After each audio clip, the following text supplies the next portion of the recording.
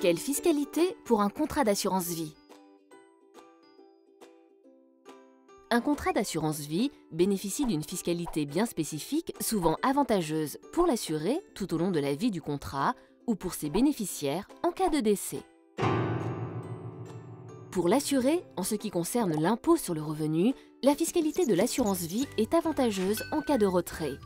Il a le choix, soit d'intégrer les intérêts du contrat dans le revenu imposable, c'est alors le taux du barème imposable qui s'appliquera, soit d'opter pour le prélèvement forfaitaire libératoire, dégressif en fonction de la durée du placement. Dans ce cas, la fiscalité hors prélèvements sociaux s'élèvera à 35% des intérêts du placement si le retrait est effectué avant 4 ans, à 15% des intérêts du placement si le retrait est effectué entre 4 et 8 ans et à 7,5% des intérêts du placement au-delà de la 8e année.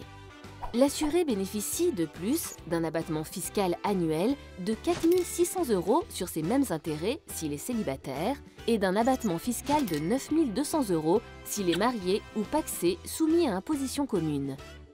Certains aléas de la vie, comme le licenciement de l'assuré ou de son conjoint, la mise à la retraite anticipée ou encore l'invalidité de 2e ou 3e catégorie, donnent droit à un retrait exonéré de fiscalité.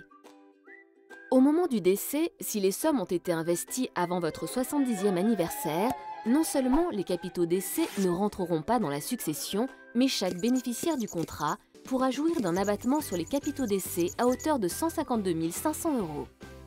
Au-delà de 152 500 € et jusqu'à 852 500 €, les capitaux décès seront taxés à 20% et au-delà, ils seront taxés à 31,25%.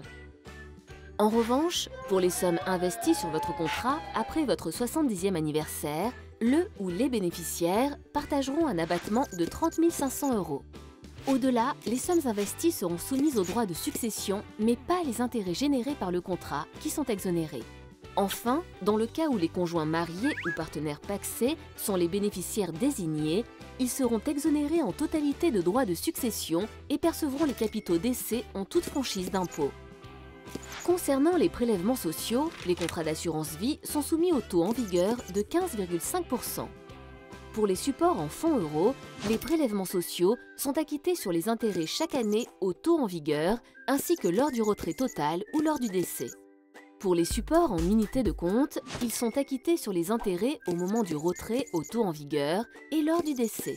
Enfin, pour le fonds en euro-croissance, ils sont acquittés comme les unités de compte ainsi qu'au terme de la garantie fixée dans le contrat. Bien maîtriser la fiscalité de l'assurance vie, c'est donc s'assurer de profiter au mieux de l'argent investi tout au long de sa vie. Mais c'est aussi préserver son patrimoine financier pour ceux et celles qui vous sont chers.